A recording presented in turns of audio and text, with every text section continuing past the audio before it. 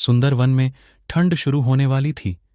सभी जानवर आने वाले कठिन मौसम के लिए तैयारी करने में जुटे थे। चिड़िया भी उनमें से एक थी।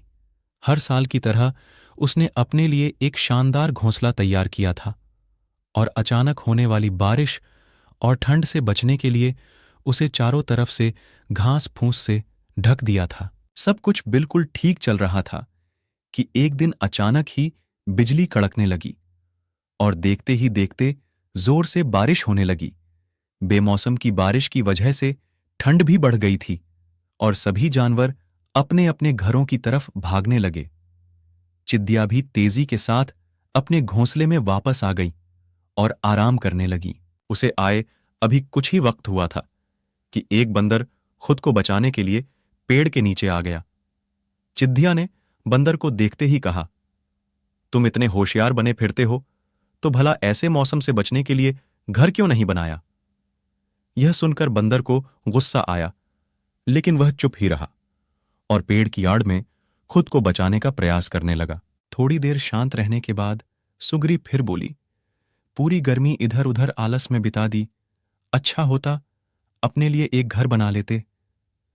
यह सुन बंदर ने गुस्से में कहा, तुम अपने से मतलब रखो, मेरी चिंता छोड़ दो। चिद्दिया शांत हो गई।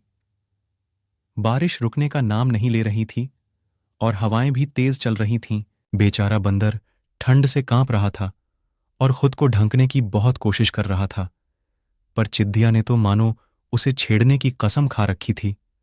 वह फिर बोली, काश कि तुमने थोड़ी अक्ल दिखाई होती तो आज इस हालत। चिद्दिया ने अभी अपनी बात खत्म भी नहीं की थी कि बंदर बौखलाते हुए बोला, एकदम चुप, अपना ये बार बार फुसफुसाना बंद करो। ये ज्ञान की बातें अपने पास रखो और पंडित बनने की कोशिश मत करो।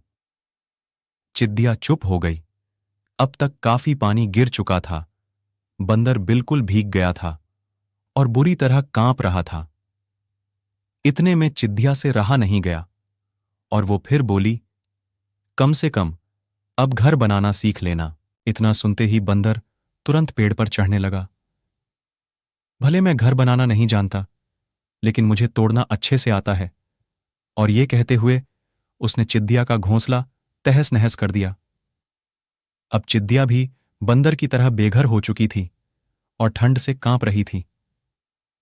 सिख, एटवान खुद पर घमंड नहीं करना चाहिए। दोस्तों, हमारे चैनल के सब्सक्राइबर बहुत कम हैं, तो आप प्लीज मुझे सपोर्ट करिए। धन्यवाद।